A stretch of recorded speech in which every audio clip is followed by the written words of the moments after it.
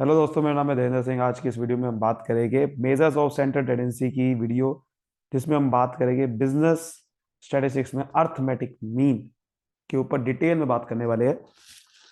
Arithmetic mean को आज हम समझेंगे, इसके मेथड्स को समझेंगे न्यूमेरिकल्स क्वेश्चन के थ्रू। ठीक है। इससे पहले अगर आप बिजनेस स्टडीज की बेसिक वीडियो देखना चाहते हैं कि स्टैटिस्टिक्स क्या होता है, उसके फंक्शन फीचर्स क्या होते हैं, फंक्शंस क्या होते हैं, तो उसके वीडियो का लिंक डिस्क्रिप्शन में। बीकॉम फर्स्ट सेमेस्टर के लिए वीडियो है ये। चलिए बिना कोई देरी के शुरू करते हैं। सबसे पहले थोड़ा समझ लेते हैं कि मेजर्स ऑफ सेंट्रल टेंडेंसी में हम क्या करते हैं और क्यों हम मेजर्स ऑफ टेंडेंसी करते हैं। Basically measures of central tendency में हम क्या कर रहे हैं, बहुत सारे डाटा को एक सिंगल वैल्यू में कन्वर्ट करेंगे।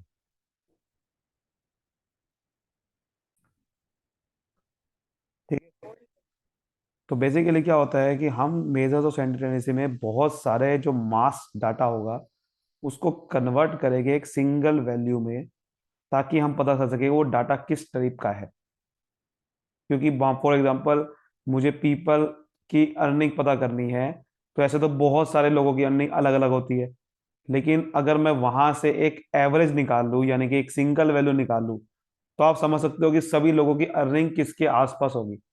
जैसे मैं कह रहा हूँ कि सबकी लोगों की अर्निंग 5,000 पे महीना है। अब इसका आपको आइडिया लग जाएगा, इसका मतलब है कि इंडिया की अर्निंग ज्यादा नहीं है। लोगों की अर्निंग इंडिया में किसी की 10,000 भी हो सकती है, किसी की 1 लाख भी होगी उसके अंदर। लेकिन और किसी की अर्निंग सिर्फ 500 रुपये भी हो सकती है। लेकिन उन सब से आपने एक एक सिंगल नंबर निकाला, एक बीच की वैल्यू। सेंट्रल टेंडेंसी का मतलब क्या है, एक बीच की वैल्यू निकाली, जिसकी वजह से आपको एक आइडिया हो जाता है कि सारे नंबर किसके आसपास होंगे। समझ रहे हो? तो that is called central tendency, जिससे आप कंपेयर कर सकते हो। समझ गए? चलो, अब हम बात करते हैं कि सेंट्रल टेंडेंसी जो है हमारे बिजनेस इंडस्ट्री में किस किस तरीके के यूज करेंगे हम, कौन कौन से मेथड्स हम। Arithmetic mean, weighted arithmetic mean, median, ठीक है, क्वांटाइल्स। ठीक है। तो quantiles, mode, geometric mean, harmonic mean, ये सब डिस्कस करें। तो आज की वीडियो तो अर्थमेटिक मीन के ऊपर है ना। तो देखिए, अर्थमेटिक मीन बेसिकली क्या है, हम क्या करेंगे। अर्थमेटिक मीन में आपने बहुत सारे पहले भी पढ़ा होगा। हम क्या करेंगे, एक न्यूमेरिकल डाटा को हम क्या करेंगे, टोटल नंबर ऑफ, पहले पहले उसका टोटल निकालेंगे, फिर उसको नंबर ऑफ ऑब्जर्वेशन से डिवाइड कर देंगे। जो आप देख रहे हो फॉर्मूले में, ये जो आप म्यू का साइन देख रहे हो, इसको मीन बोल देते हैं। आप इसको एक्स बार भी बोल सकते हो। मैं आपको एक आसान सा फॉर्मूला लिखाऊँ तो इसको एक्स बार बोल सकते हो। और हम क्या करेंगे, जितने भी वेरिएबल्स है उसको एक्स माना हुआ है, तो उसको सिग्मा करेंगे। सिग्मा का मतलब उसको टोटल करेंगे और डिवाइड कर देंगे एन। एन का मतलब नंबर ऑफ आइटम या नंबर ऑफ ऑब्जर्वेशन। जैसे फॉर एग्जांपल, नीचे एग्जांपल दे रखा है, एक 10 एम्प्लॉय की सैलरी दे रखी है आपको। 2500 है, किसी की 2700 है, किसी की 2400 है। इन सब की सैलरी को मुझे इसका एवरेज निकालना है, औसत निकालना है। तो क्या करूंगा, सबको पहले सबकी सैलरी का जितनी भी है उन सबको प्लस कर दूंगा। जैसे आ गया 25,300 आ गया। फिर डिवाइड कर दूंगा, जितने इंप्लॉइज है 10, तो ये आ गया 2530। इसका मतलब सभी लोगों की जो एवरेज मंथली सैलरी है वो किसकी कितनी है, 2530।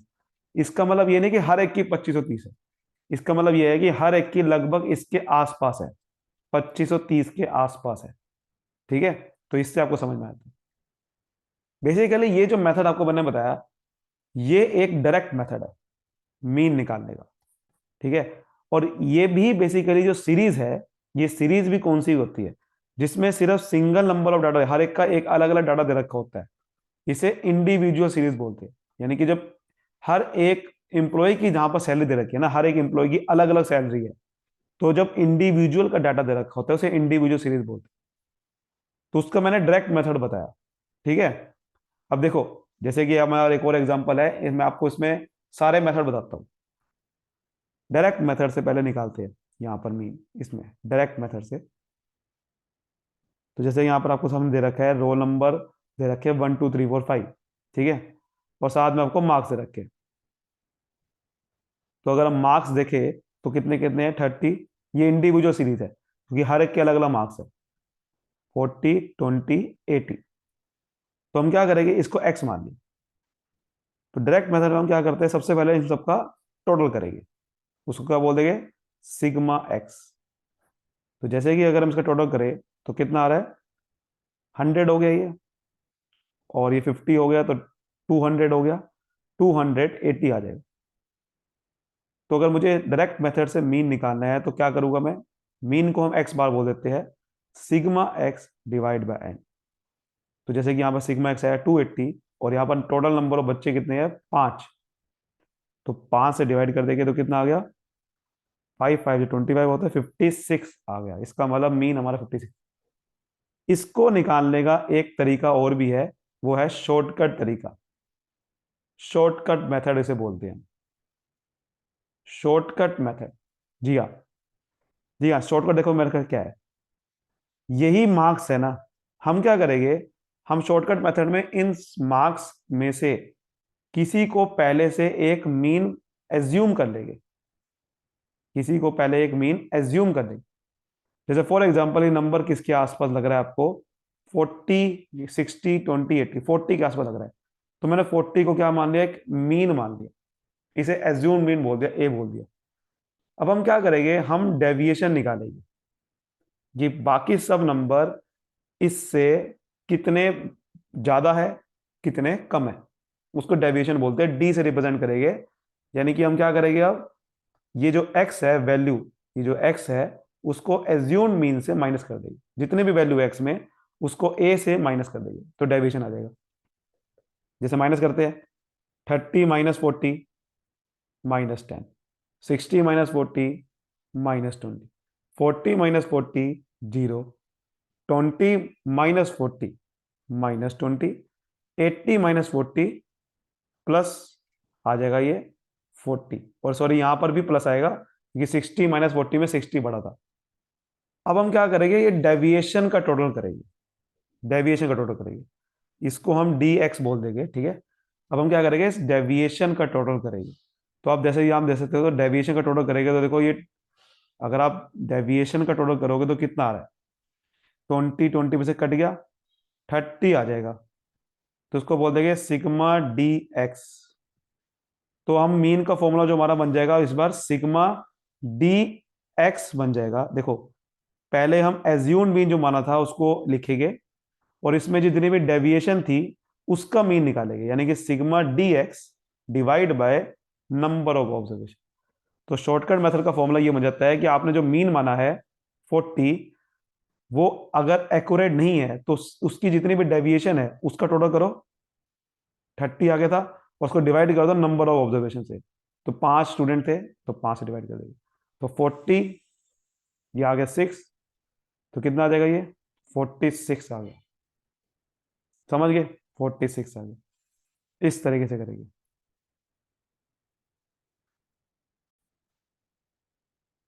और आई एम सॉरी कि मैंने यहाँ पर गलती कर दी थी, ये बेसिकली इसका टोटल 230 आएगा, ये मेरे से गलती हो गई थी, 230 आएगा, और यहाँ पर जो यहाँ पर जो आएगा ये 46 इसका भी आएगा, ठीक है, ये गलती हो गई थी। तो समझ आ गई यहाँ पर शॉर्टकट मेथड कैसे होता है, दिस इज शॉर्टकट मेथड। कि आप अपना मीन लो, ये तब यूज करना है जब बहुत बड़े बड़े नंबर होते हैं, जहां पर आप टोटल नहीं कर पाओगे। जहां टोटल कर पाओगे तो आप यही मेथड इस्तेमाल करो, जहां नहीं कर पाओगे तो आप डेविएशन वाला इस्तेमाल करो। एक और होता है इसमें मेथड, वो होता है स्टेप डेविएशन, उसको भी समझा देता हूं मैं आपको। स्टेप डेविएशन मेथड क्या होता है, देखो सारा कुछ समझेंगे, टेंशन लेने वाली बात कुछ नहीं है। देखो यहीं पे मार्क्स ले लेते हैं पहले, वही वाले एक्स, ये 30 हो गया, ये 60 हो गया, ये 40 हो गया, ये 20 हो गया, ये 80 हो गया, ठीक है। अब देखो मेरी बात ध्यान समझना, इसमें भी क्या करेंगे, एक हम मीन एज्यूम करेंगे जैसे उसमें कर रहे थे। ये स्टेप डेविएशन मेथड शॉर्टकट से भी आसान है। वो ये भी स्टेप डेविएशन तब इस्तेमाल करना जब बहुत बड़े बड़े नंबर होते हैं, जैसे कि मैंने यहां पर भी वही करेंगे, डी एक्स लेंगे, यानी कि एक्स माइनस ए, वही करेंगे बिल्कुल पहले, वही तरीका, सेम टू सेम स्टेप है। 30 माइनस 40 -10, फिर ये +20 आ रहा था, ये 0 आ रहा था, ये -20 आ रहा था, ये +40 आ रहा था, यही कर रहे हैं।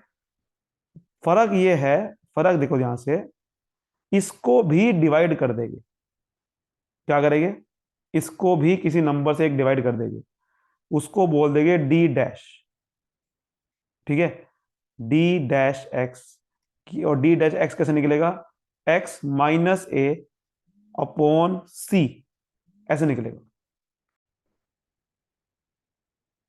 अब आप बोलोगे सी क्या है, सी बेसिकली एक कॉमन फैक्टर होता है, यानी कि जितने भी डेविएशन है ये किस नंबर से डिवाइड हो रहे हैं, सबका कॉमन फैक्टर क्या है, that is C.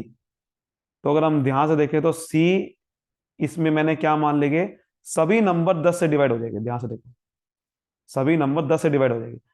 Common factor इसलिए मानते हैं कि ताकि ये नंबर को कैलकुलेशन आसान कर दे, ताकि जो प्लस करना होगा आसान हो जाए। जैसे कभी कभार क्या होता है, बहुत बड़े बड़े बड़े नंबर आते हैं यहाँ पर, 100 की जगह अगर यहाँ पर लिखा हो 1000 कुछ ऐसे लिखा हो, तो वहां पर इसलिए हम क्या करते हैं, प्लस आसान हो जाए, ताकि इसलिए कॉमन फैक्टर डिवाइड करते हैं, तो उसे डी डैश एक्स बोल देंगे। तो अब डिवाइड करते हैं, -10/10 -1, 20/10 2, 0/0, 0/10 जीरो होता है, -20/10 -2, और ये +4।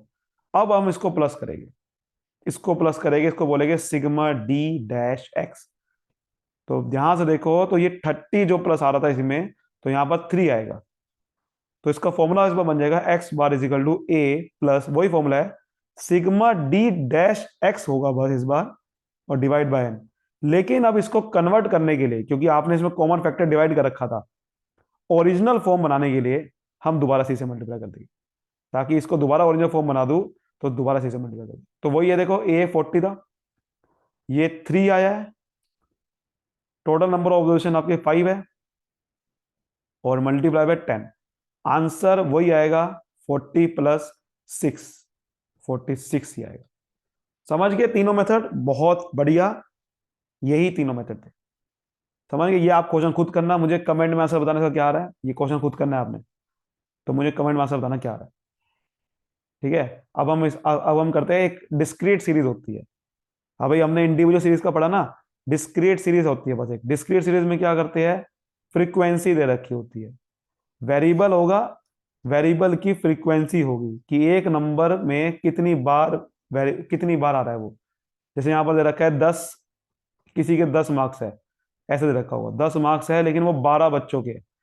इंडिविजुअल सीरीज में क्या था कि एक एक बच्चों के थे, खाली 10 मार्क्स एक बच्चे के है, 20 मार्क्स एक एक कर लेके है, इसमें 10 मार्क्स 12 बच्चों के, उसे बोलते हैं फ्रीक्वेंसी।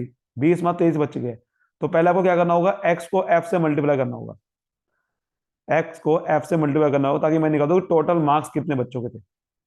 फिर वो सारे के सारे एफ एक्स को प्लस करना होगा, और आपका मीन निकालना होगा, यानी कि फॉर्मूला ये बन जाएगा सिग्मा, देखो एक्स बार कैसे निकलेगा इस बार, सिग्मा एफ एक्स, पहले सिर्फ एक्स का टोटल कर रहे थे, इस बार एफ एक्स का टोटल करेंगे, डिवाइड बाय एन। एन क्या होता है इसके अंदर, फ्रीक्वेंसी का टोटल, क्योंकि इस बार 12 बच्चे इसमें, 23 बच्चे इसमें, 35 बच्चे इसमें, तो क्या करना है, सिग्मा एफ, यानी कि फ्रीक्वेंसी का टोटल।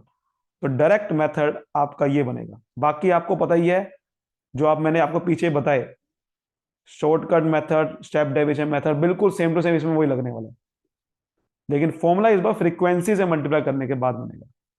एक क्वेश्चन करके देखते जाते हैं यहां पर, एक क्वेश्चन करके देखते हैं यहां पर, देखो जैसे यहाँ पर वैल्यू दे रखी है, वैल्यूज को मान लेते हैं एक्स, किसी की वैल्यू हो सकती है क्वेश्चन में, 10, 15 है, 5 है, 20 है, 3 है।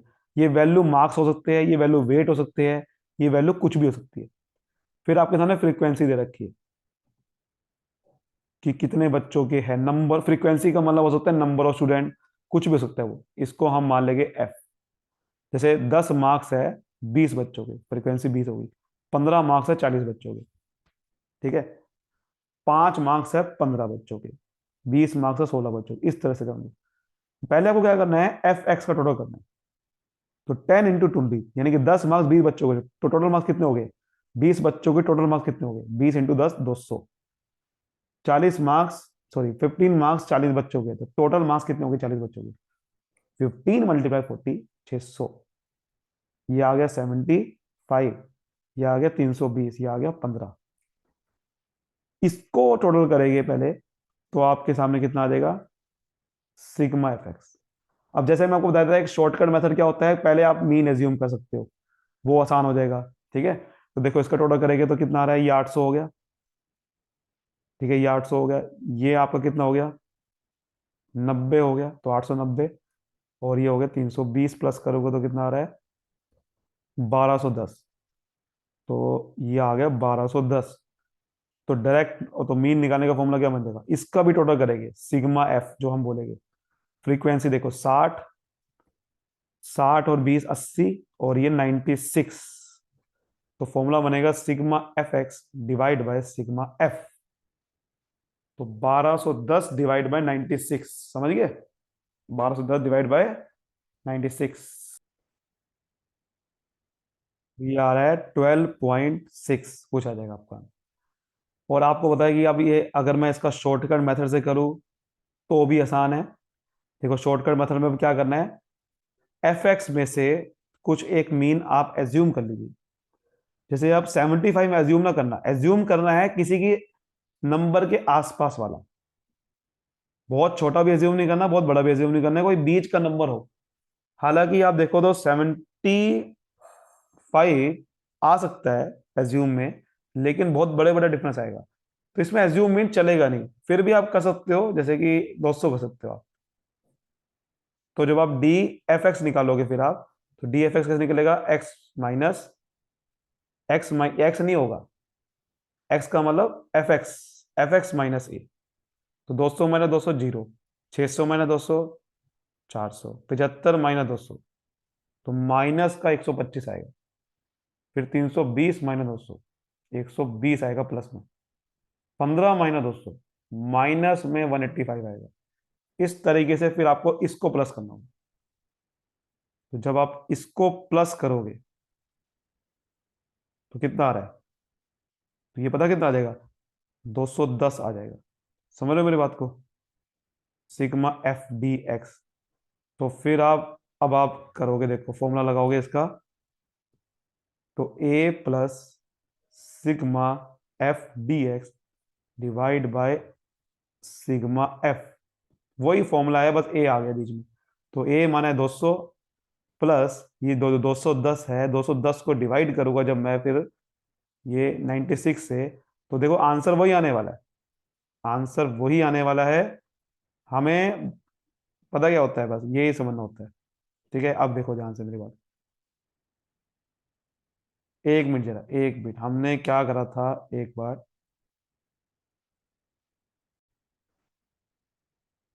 देखो हमने एक यहाँ में सबसे बड़ी गलती क्या कर दी थी, एज्यूम मीन हमने गलत ले लिया था। देखो अब मेरी बात ध्यान से समझना, एफ डी एक्स में से एज्यूम नहीं करना होता, क्योंकि मीन की वैल्यू यहीं से आई है।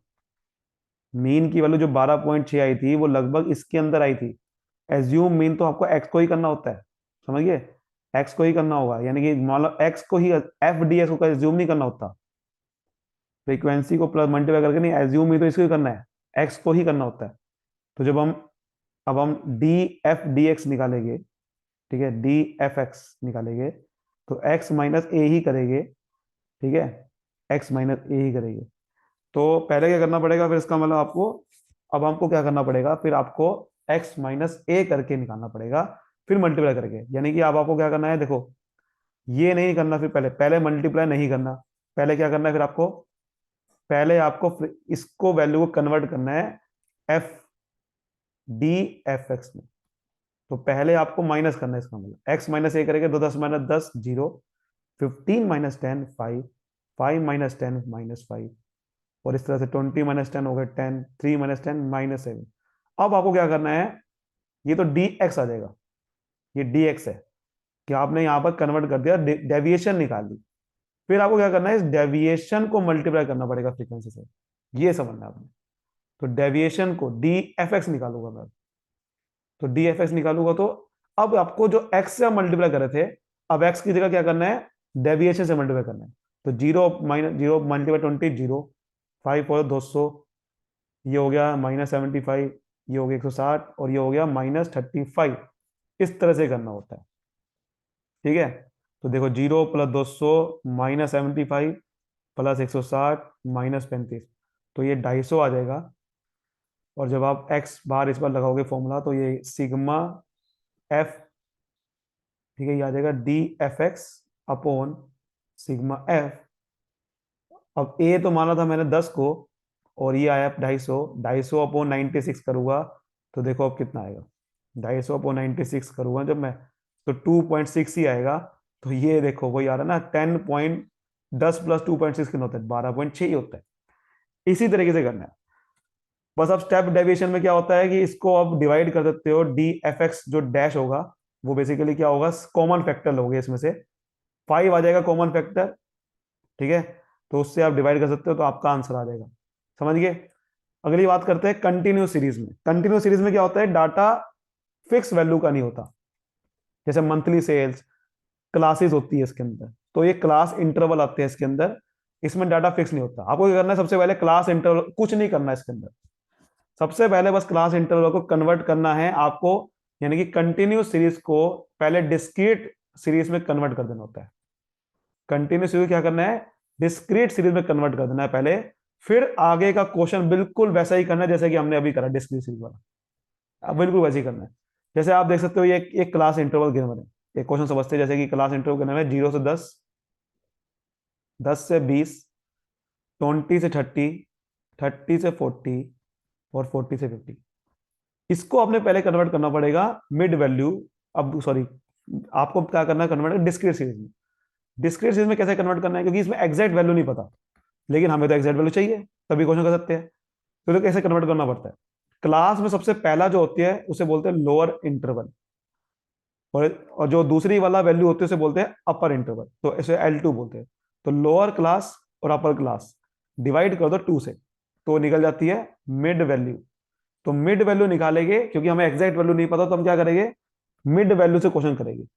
तो मिड वैल्यू यहां पर निकालेंगे, देखो मिड वैल्यू कैसे निकलेगी, बीच का नंबर जो होता है, तो 0 + 10, 0 + 10 डिवाइड बाई 2, सीधा 5 आएगा। आपको दिख रहा है 10 + 20 करूंगा डिवाइड बाई 2 करूंगा, कितना था, बीच की वैल्यू क्या होती है, 15। फिर आप देखो जब ये 10 10 से ही क्लास का गैप था, 10 10 से क्लास का गैप था, तो आप यहां पर भी देखो 10 10 का गैप आएगा, 5 और 15 आ रहा है, अगली 25 आएगी, देखो 10 10 का गैप आ रहा है। फिर आप अगली खुद निकालोगे, 35 आ जाएगा, 10 प्लस कर दो 45 आ जाएगा। समझ गए, ये चीज होगी।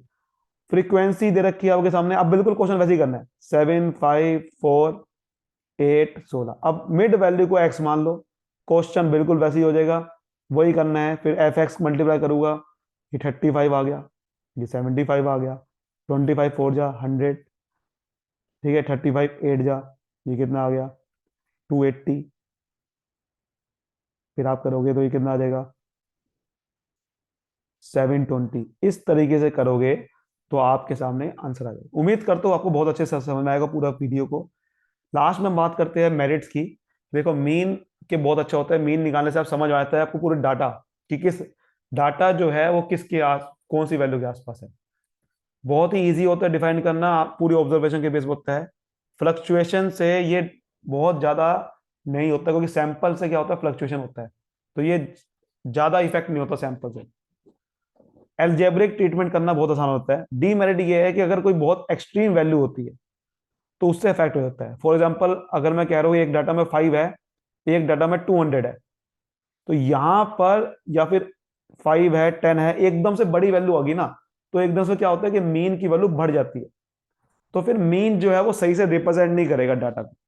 मीन तब बेनिफिट होता है जब डाटा में फ्लक्चुएशन कम हो, यानी कि वैल्यू किसी एक नंबर के आसपास हो, ज्यादा बड़ी वैल्यू भी ना हो, छोटी वैल्यू भी ना हो, तब तो बेनिफिट है। लेकिन अगर ये 5 5 10 सीधा 200 आ गई, तो मीन गलत दिखाएगा वहां पर, क्योंकि मीन दिखा देगा लगभग 100 के ऊपर, जबकि डाटा में वैल्यू 100 के ऊपर है ही नहीं, सिर्फ एक ही वैल्यू है। समझिए। तो वही वो कह रहा है कि देखो ये कैलकुलेट नहीं होता जब ओपन और इंटरवल क्लास होती है। ओपन एंड इंटरवल होता है कि क्लास इंटरवल पता ही नहीं है मुझे ढंग से, क्लास ही नहीं पता मुझे ढंग से, तो फिर ये डिटरमाइन नहीं हो पाएगा। सो उम्मीद करता हूँ अच्छे से आपको समझ में आएगा। तो वीडियो को लाइक करें, सब्सक्राइब करें। Thank you so much, all the best, मिलते हैं अगली वीडियो में।